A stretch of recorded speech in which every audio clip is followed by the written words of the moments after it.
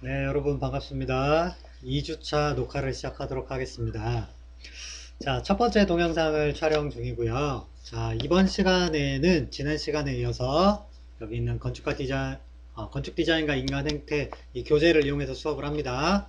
어, 챕터 2로 되어 있는 부분은 우리가 수업을 하지 않습니다. 챕터 2의 내용은 이제 환경 행동 연구의 역사, 동향, 전망 이렇게 돼 있긴 한데 이게 일본을 사례로 이제 설명을 한 거라서 저희가 굳이 일본의 사례를 배울 필요가 없죠. 그래서 이 항목은 우리가 수업에서 제외를 하고요. 바로 이제 파트 2로 넘어가서 챕터 3 환경과 감각적 자극에 대해서 배워보도록 하겠습니다.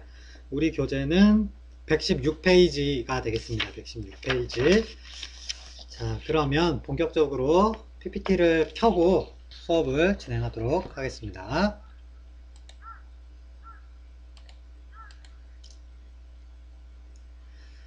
자, 환경과 감각적 자극이라고 돼 있는데, 어, 앞에 우리가 1장을 설명할 때 이제 건축이 놓이는 장소라고 하는 물리적 환경을 빼놓을 수 없다라고 한 이야기에 대해서 굉장히 길게 설명을 했습니다. 그래서 그러면 이 장소가 갖고 있는 물리적 환경이라고 하는 것은 무엇인지에 대해서 우리가 파악을 해야 하는데, 여러분들이 이미 배워서 알고 있는 항목들이 대부분 다 여기에 써 있다라고 생각을 하면 돼요. 그 중에 여러분들이 알고는 있지만 좀 더 이제 구체적으로 들어갔을 때 이제 완벽하게 안다기보다는 조금 내가 아는 것 같기도 하고 잘 모르겠는 부분도 있고 뭐 이런 부분들이 있죠. 약간 애매모호한 부분이 있죠. 이런 부분들을 좀 더 명확하게 우리가 짚고 넘어간다 라고 생각을 하시면 될 것 같아요.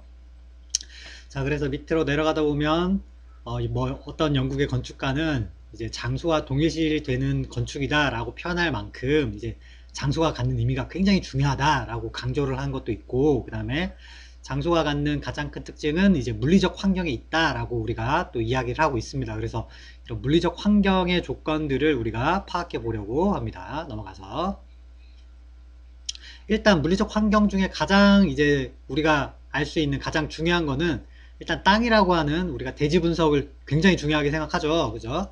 그래서 이 대지 분석을 하기 위한 대지의 조건, 이 물리적 조건이 될 수 있고요. 그 다음에 대지라고 하는 조건 외에 우리가 한국 같은 경우에는 사계절이 굉장히 뚜렷한 나라라고 했습니다. 그래서 봄, 여름, 가을, 겨울이라는 계절이 존재하고요. 그 다음에 그 계절에 따라서 환경 조건이 굉장히 달라지는데 특히 그 태양 고도가 변하기 때문에 일조 환경이 굉장히 큰 영향을 받습니다. 그래서 건물을 배치할 때 동서남북 방위를 어떻게 배치를 하느냐에 따라서 굉장히 공간의 컨디션이 달라질 수 있어요. 그래서 이런 공간의 컨디션 측면에서 영향을 받는 요소들, 이것들도 전부 다 이제 물리적 환경에 해당한다라고 생각할 수 있습니다. 자, 여기 나오는 것처럼 사계절 중에서 가장 해가 강하고 오래 비추는 날, 우리가 이걸 하지라고 부르죠. 그 다음 가장 해가 약하고 적게 비추는 날, 이걸 우리는 동지라고 합니다. 이런 동지와 하지의 일사량이 얼마인지에 따라서 조건이 차이가 많이 나겠죠. 그죠?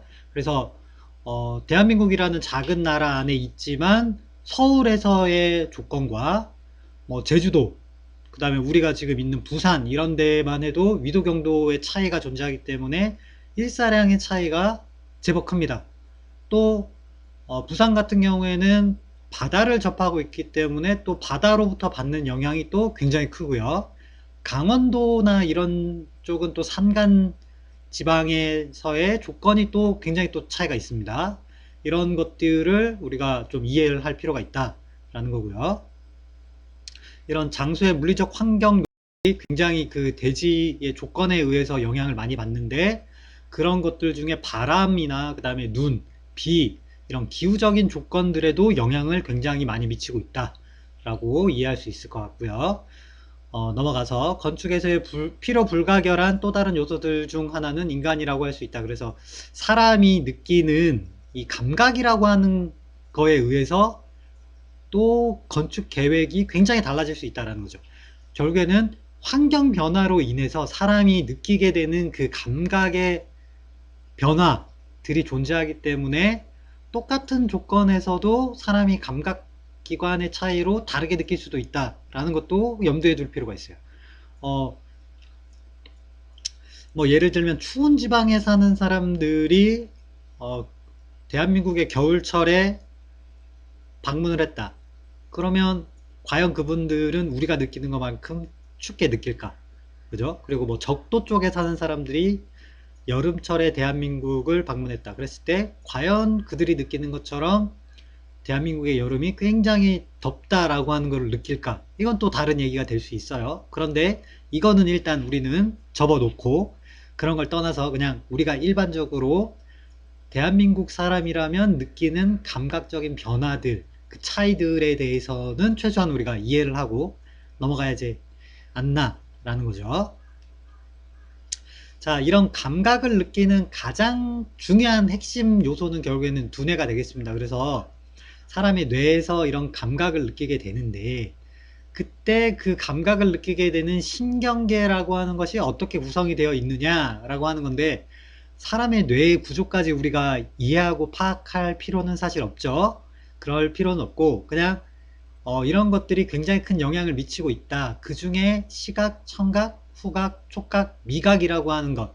사람이 이런 감각을 느끼고 있고 이것이 눈, 귀, 코, 피부, 혀를 통해서 그런 감각들이 전달이 되고 우리가 느끼게 된다라고 하는 것들은 최소한 이해를 해야 될 거고, 그러면 이 시각, 청각, 후각, 촉각, 미각이라고 하는 정보들이 어떻게 사람이 이제 정보를 습득하느냐, 그리고 그 정보를 통해서 사람이 환경에 어떤 식으로 반응을 하느냐 라고 하는 것은 이해할 필요가 있죠. 시각이라고 하면 우리가 시각적으로 얻는 정보들은 어떤 종류가 있고, 설계를 할 때 고려해야 하는 시각적 요소는 무엇이냐, 청각적 요소는 무엇이 있느냐, 후각적 요소나 촉각적 요소는 또 무엇이 있느냐 정도는 우리가 파악을 해야 우리가 계획을 하면서 환경이라고 하는데 사람이 적응을 해서 어떤 생활 패턴이라고 하는 거를 만들어냈을 때, 행동이라고 하는, 여기서는 우리가 행태라고 부르겠죠.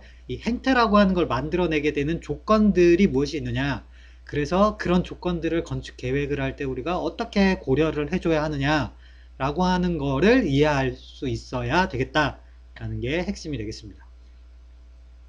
그래서 첫 번째 나오는 것은 시각입니다. 결국에 이 시각이라는 걸 통해서 우리 인간은 가장 큰 정보를 받아들이고 있어요. 시각을 통해서 가장 많은 정보를 받아들이다 보니까 건축에서도 가장 큰 부분을 차지할 수밖에 없는 거고요.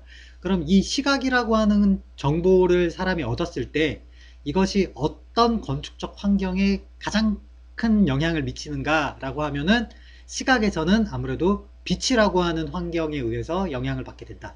그래서 건축 공간에서는 사람이 느끼는 감각을 쾌적하게 만들어 주려면 빛이라고 하는 빛 환경을 고려해서 설계를 해줘야 한다라고 하는 거를 우리가 이해할 수 있다라는 겁니다.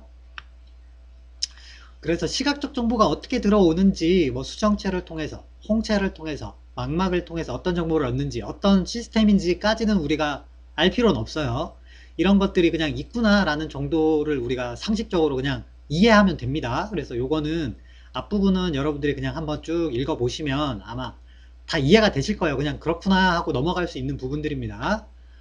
여기도 마찬가지입니다. 그래서 여기도 명수능, 그 다음에 암수능 뭐 이런 것들이 적혀 있는데, 이거는 뭐 간단하게 생각하면 어두운 곳에 있다가 밝은 곳으로 갔을 때, 또는 밝은 곳에 있다가 어두운 곳으로 갔을 때 느끼게 되는 불편함이라고 보면 됩니다.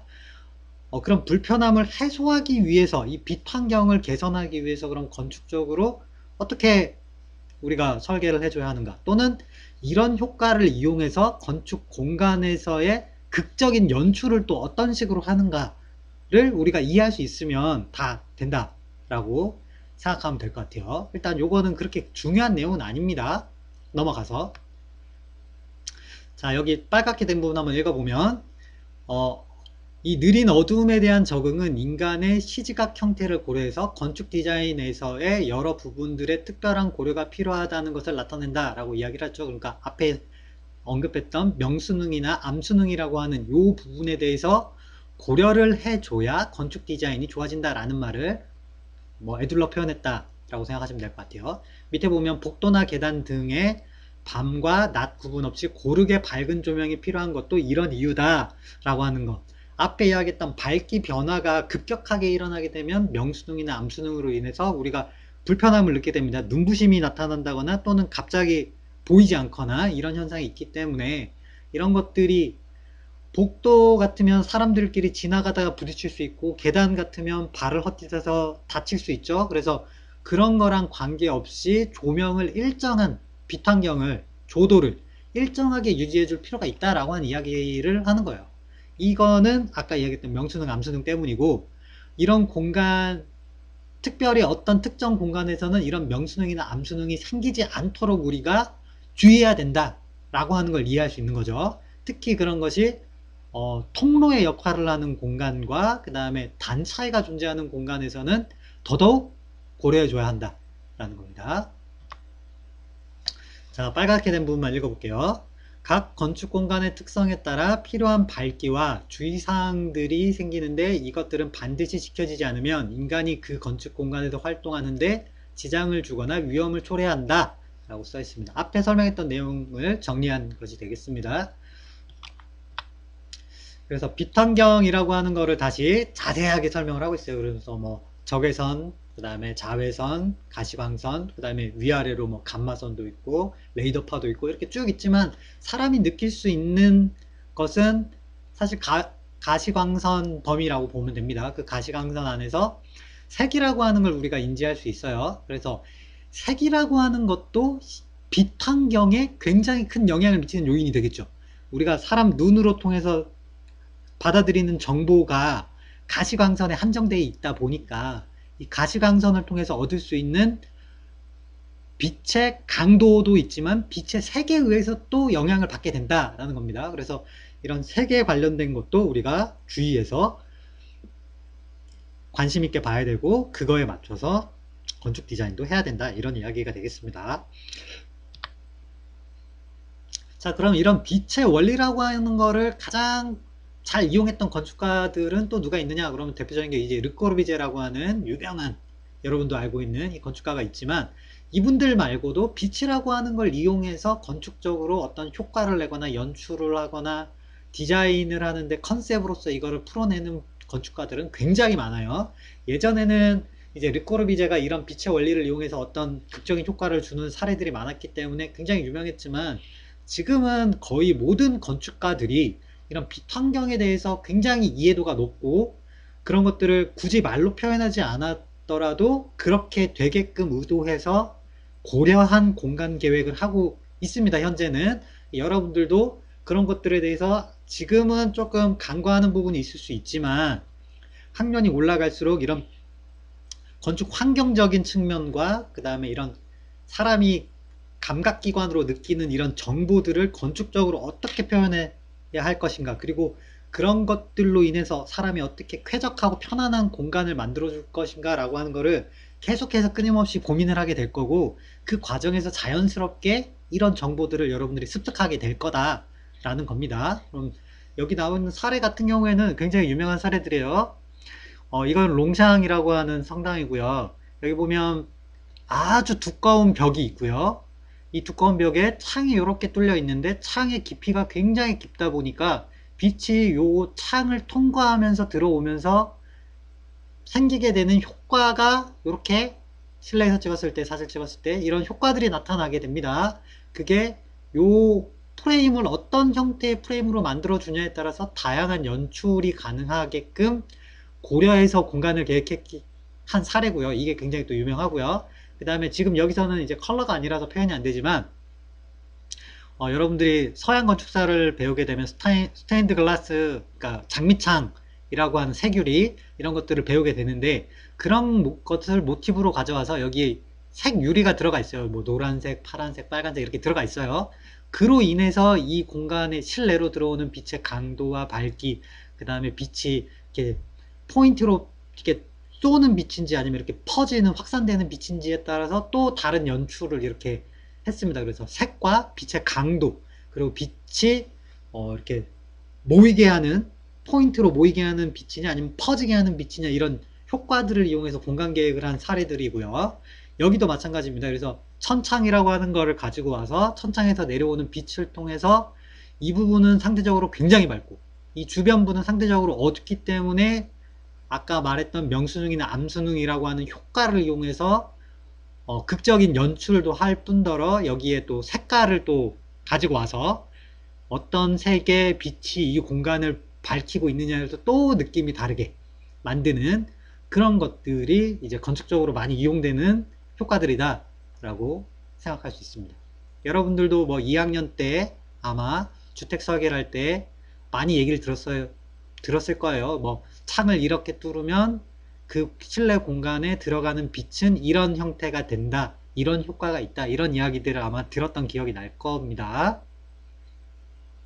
그런 이야기고요. 그 다음에 요즘은 또 이 빛이라고 하는 게 여기 나온 것처럼 지구 온난화라든지 이런 것들과 관련이 있다 보니까 그냥 시각적으로 느끼는 자극뿐만 아니라 열환경, 뒤에 가면 또 나오지만 열환경 이런 것들이랑 또 관련이 굉장히 높아요. 그래서 그 온실 효과라든지 이런 것들을 유발할 수도 있고 또는 그런 걸 차단할 수도 있고 그 다음에 이걸 차양으로 적용할 수도 있고 뭐 더블 스킨이나 또는 뭐 커튼월 기법도 뭐 다양하기 때문에 그런 것들을 이용할 수도 있고 유리도 우리가 일반적으로 하는 유리창 같은 경우에는 투명하지만 색이 들어가 있는 유리들도 있죠. 실제로 사용을 하죠. 그런 것들로 인해서 또 나타나는 효과들이 또 다르다. 뭐 여러 가지들이 있다라는 겁니다. 여기 나오는 것처럼 뭐 적외선이나 자외선을 차단하는 것들도 있죠. 그래서 그런 부분에 대한 빛 환경을 어떻게 조절할 것인가에 대해서 여러분들이 관심 있게 봐 놓으셔야 나중에 학년이 올라가고 그 다음에 실무에 갔을 때 이런 것들을 이용해서 건축 디자인을 잘할 수 있는 밑바탕이 됩니다. 여러분들이 지식이 됩니다. 자, 그래서 공기층이나 유리를 지나는 빛은 특이한 물리적 특성이 생기고요. 공기층이나 유리를 짧은 파장의 빛은 통과할 수 있지만 긴 파장을 가진 빛은 통과할 수 없다라고 하는 특징이 있다라는 거, 이게 나중에 온실 효과라도 영향이 있죠. 그 다음에 대기층과 같은 역할은 온실의 유리가 오타가 있는 것 같아요. 온실의 유리 효과가 생깁니다. 그래서 이런 걸 우리가 온실 효과라고 부른다라는 겁니다. 요 특성 때문에 생기는 거고. 그 다음에 건축 공간에서 자연광을 충분히 이용한다고 하더라도 모든 공간에 시간에 필요한 자연광을 항상 마련해 줄 수가 없다. 그렇다 보니까 우리가 조명 계획이라고 하는 게 또 굉장히 중요하다라고 하는 것들이 나타나죠. 그래서 그 용도가 뭐냐, 주택에서의 공간이냐 아니면 사무실이냐 도서관이냐 또는 책을 읽는 거냐 아니면 뭐 다른 액티비티한 활동을 하는 거냐에 따라서 필요로 하는 밝기가 또 다릅니다. 우리가 조도의 그 단위를 이제 럭스라고 부르는데 그런 것들이 차이가 존재한다 라는 거예요. 지금 여기에서는 그 설명이 없지만 여러분들이 건축 강론이라고 하는 걸 찾아보면 이런 내용들이 나와 있어요. 그래서 조명 계획뿐만 아니라 창을 계획할 때 각 필요한 공간별로 필요로 하는 밝기 정도가 다르기 때문에 그 수준을 충족할 수 있도록 공간 계획을 해야 됩니다. 그래서 어떤 경우에는 창문만으로 부족할 경우에는 뭐 형광등을 한다던가 또는 뭐 형광등이 조금 과하면 간접 조명 형태를 쓴다던가 또는 창문으로 이제 들어오는 빛이 너무 과도하다라고 했을 때는 그걸 일부러 뭐 블라인드로 막는다던가 아니면 차양을 설치한다던가 창문의 크기를 줄인다던가 아니면 유리를 좀 다른 유리로 바꾼다던가 뭐 이런 것들을 할 수 있다라고 우리가 이야기를 하죠. 특히 여러분들 뭐 책을 많이 보고 하니까 컴퓨터도 많이 하고 책상에서 생활을 많이 하는데 보통 책상에서 우리가 업무를 하거나 뭐 어떤 일을 할 때는 필요로 하는 밝기 정도가 400룩스 이상 정도가 돼요. 400보다 좀 높아야 돼요. 그래서 여러분들이 보통 책을 보거나 할 때 일반 형광등 밝기로는 조금 어둡다라고 느껴서 스탠드를 켜고 공부를 하는 경우 많죠. 그죠? 요즘 스탠드 안 쓰는 사람도 많지만 스탠드를 켜야 됩니다. 그래야 밝기가 이게 조절이 돼요. 뭐 요즘은 물론 그 형광등보다 이제 LED 등이 달려 있는 곳이 많다 보니까 굉장히 밝기도 하지만 어쨌거나 형광등을 하는 게 부족할 경우에는 뭐 스탠드를 이용해서 빛의 밝기를 보완해 가지고 올리기도 하고요. 일반적으로 주택에서 우리가 생활할 때는 한 300룩스 정도면 충분하다고 이야기를 하고요. 그 다음에 일반 우리가 잠을 자는 침실 같은 경우에는 그거보다 조금 더 낮아도 돼요. 만약 활동이 이렇게 액티비티한 활동이 일어나지 않기 때문에 그거보다 조금 더 낮아도 됩니다. 하지만 사무실이나 이런 데서는 우리가 글을 보고 이렇게 책을 읽고 이러려고 하면 밝기가 좀 많이 필요하기 때문에 그거를 400룩스 이상으로 해서 한 500룩스까지도 올리기도 하고요. 뭐 이런 것들을 조절을 해줘야 되는 필요가 있다. 이건 나중에 조명 계획이나 이런 것들을 할 때 다 사용하는 것들이다. 빛 환경을 조절하기 위해서 이런 내용이 되겠습니다. 그 다음으로 나오고 있는 것은 촉각과 관련한 부분들입니다. 촉각 같은 경우에는 사람의 피부를 말하는 거기 때문에 우리가 춥거나 덥거나 했을 때 그런 불쾌감, 그 다음에 쾌적감 이런 것들을 바로바로 느낄 수 있는 거죠. 그래서 이 촉각이라고 하는 것을 어떻게 해줘? 이거는 촉각은 이제 또 춥고 덥고 이런 걸 이야기하는 온도 외에 습도도 굉장히 큰 영향을 미쳐요. 그래서 이런 것들을 어떻게 조절을 해줘야 되느냐, 쾌적하게, 사람이 쾌적하게 지낼 수 있는 그런 범위가 뭐냐, 이런 것들도 우리가 사실은 알아야 됩니다. 자, 요거는 우리가 조금 있다가 지금 다 설명 못할 것 같으니까 시간 안에 조금 있다가 설명을 하고 앞부분에 조금 더 부연 설명을 하고 첫 번째 동영상을 마치도록 하겠습니다. 자, 돌아가서 뒤에 부분이 더 많기는 한데, 자, 빛 환경이라고 하는 거를 여러분들이 잘 이해할 필요가 있다. 그 중에 밝기라고 하는 것을 잘 이용하면 좋다. 그 다음 두 번째는 색이라고 하는 거를 가시광선, 색이라고 하는 것을 어떻게 활용할지에 대해서 우리가 고민을 해봐야 된다. 그 다음 세 번째로 나오는 거는 이제 빛을 이용해서도 열이라고 하는 것을 우리가 습득하고 있기 때문에 에너지를 습득하기 때문에 그럼 빛이 들어오는 일사량을 어떻게 조절할 것인가도 우리가 함께 고민을 해봐야 한다라고 하는 크게 세 가지 정도가 이제 핵심 포인트가 될 수 있다라고 이해를 하실 수 있을 것 같습니다. 자, 여기까지 빛 환경에 대해서 설명을 하고요.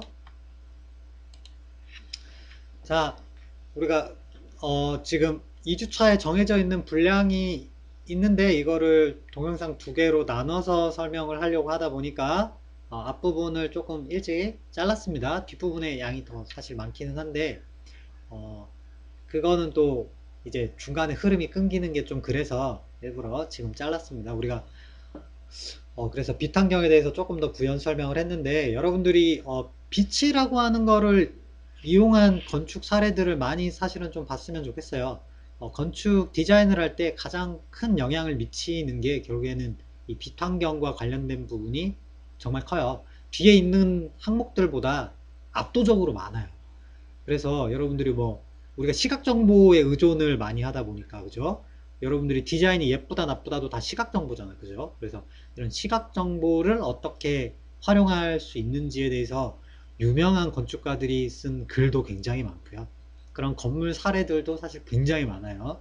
그래서 그거를 다 설명할 수는 없지만 그런 것들을 잘 이용했던 건축가들 유명한 분들이 많이 있습니다. 뭐 리차드 마이어도 있었고요.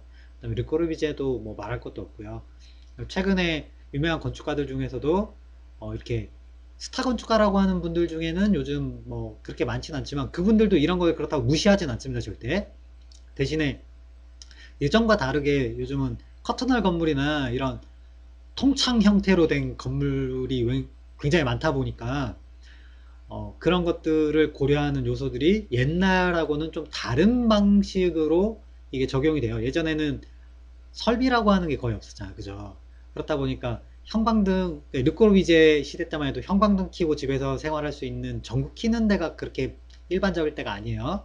그래서 뭐 촛불 켜는 것도 실제로 있었어요. 그 시대에도. 그렇다 보니까 자연광이라고 하는 것을 어떻게 활용할 것인지에 대해서 굉장히 고민을 많이 하던 때다 보니까 이런 것들에 대한 극적인 효과나 이런 것들을 고민을 더 많이 했던 세대고요. 지금 같은 경우에는 설비적으로 이런 것들이 다 사실 해결이 됩니다. 조명 계획부터 시작해서 블라인드도 있고 차양을 설치하기도 하고 유리 자체의 종류에서 빛의 밝기를 조절할 수 있게끔 반사유리라든가 이런 걸 조절하는 유리들이 굉장히 또 종류가 많이 나와 있어요. 생유리는 뭐 말할 것도 없고요. 그 다음에 열환경만 하더라도 보통 열과 관련된 것들은 이제 적외선 계열입니다. 적외선 계열인데 이런 것들을 차단하는 필름들이 또 있어요. 그래서 유리 중에 뭐 로이 유리 뭐 이런 것들이 있어요. 그래서 단열 성능이 굉장히 뛰어난 유리들 이런 것들이 있다 보니까 어, 기능적으로 처단할 수 있는 건축 재료나 기법들이 굉장히 많이 나와 있어서 우리가 자연광이라는 거를 특별히 고려를 많이 안 하더라도 해결할 수 있는 부분이 사실은 굉장히 많죠. 그럼에도 불구하고 건축가 본연의 역할이 있다 보니 우리가 설비에 너무 의존하지 말고 어, 자연광을 이용하는 방법 그리고 건축적인 디자인 기법을 이용해서 이런 것들을 해결할 수 있으면 최대한 적극적으로 해결하려고 하는 자세가 필요하고요. 그런 노력을 해줘야 여러분들의 실력도 발전을 하는 거고요. 그 다음에 최대한 노력을 했는데 불구하고 원하는 만큼의 효과가 안 나왔을 때는 우리가 다른 도움을 받을 수 있는 거죠. 설비 기능이 워낙 뛰어나니까 뭐 간접 조명을 설치할 수도 있는 거고 그 다음에 뭐 아까 얘기했던 LED 램프라던가 조명 계획을 통한 보완이 된다라고 생각을 하시면 될 것 같고 요즘은 또 낮 시간에 주로 이런 것들이 이루어지는 것들이 많지만 예전이랑 다른 것들은 우리가 밤에 활동하는 시간이 굉장히 많죠. 그래서 야간 조명 계획이라던가 이런 것들도 요즘은 굉장히 좀 신경을 많이 씁니다. 조명 계획이 실내에만 국한된 게 아니라 실외에서도 이런 것들을 고려한 요소들이 많이 나오고요.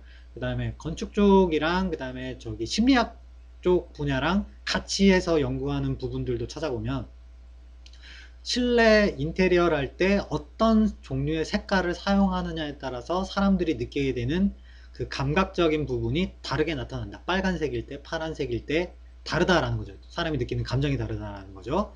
이런 것들을 이용해서 또 건축적으로 인테리어를 할 때 어떤 색깔이나 어떤 재료를 결정할 때 그런 정보를 이용하는 부분도 굉장히 많이 발전을 해 있습니다. 그래서 관심 있는 친구들은 그런 부분들도 조금은 참고해서 보시면 재밌는 것들이 많이 있습니다. 그런 쪽도 관심을 좀 가져주길 바랍니다. 자, 또 부연 설명을 하다 보니까 또 길게 설명을 했는데 첫 번째 동영상은 여기서 마치고 두 번째 동영상에서는 이제 시각 정보 이외의 다른 정보들도 함께 알아보도록 하겠습니다.